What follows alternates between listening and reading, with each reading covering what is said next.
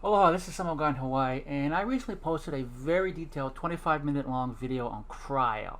This is the short version, how cryo works in 5 minutes or less, just the basics. How do we freeze an enemy? Okay, first, we ignore the description in game, it's misleading.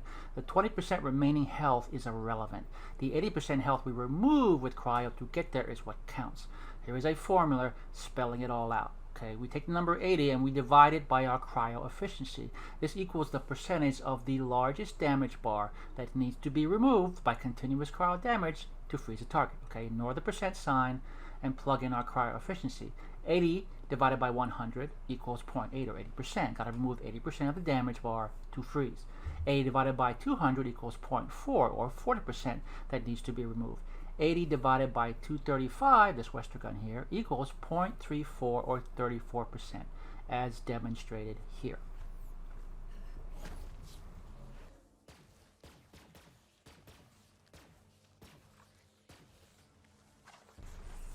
What's continuous mean?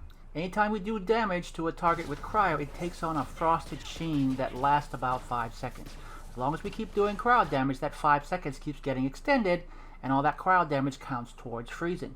If we let it wear off, however, and that sheen disappears, the count starts over. All the cryo damage we did up to that point no longer counts towards freezing. Okay, non-cryo damage does not count. If we're doing other damage, other elements while we do cryo, we're going to have to do more damage overall than the math tells us before the target freezes. What if our efficiency is less than 80%? How do we remove more than 100% of an enemy's damage bar? Well, we don't. If our efficiency is 80% or less, we will never freeze an enemy with a single damage bar with that weapon. Slow, yes. Freeze, no.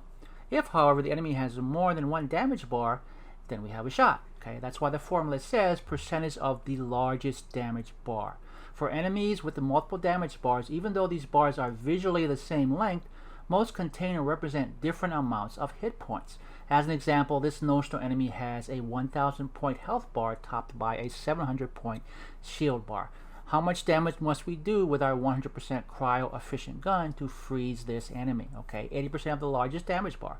Largest bar is the health bar with 1000 points, so we have to remove 80% of that, or 800 points. So if this notional enemy starts with full health and shields and we only use our 100% cryo efficient gun on it, we need to strip the shield, 700 points, and then do 100 points of damage to the health bar to freeze it. 700 plus 100 equals 800. Okay, figuring out the relative hit point totals of various enemies is a time-consuming process I am not about to attempt, at least not this time. Just understand that not all enemies with multiple damage bars are created equal. What it takes to freeze them will vary.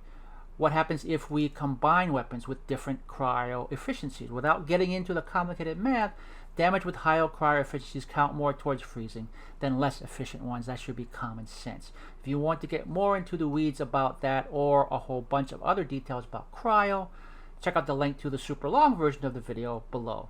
Or ask me directly below or on Twitch at twitchtv.com/SamoGuyInHawaii, because this video is done. Thanks for watching.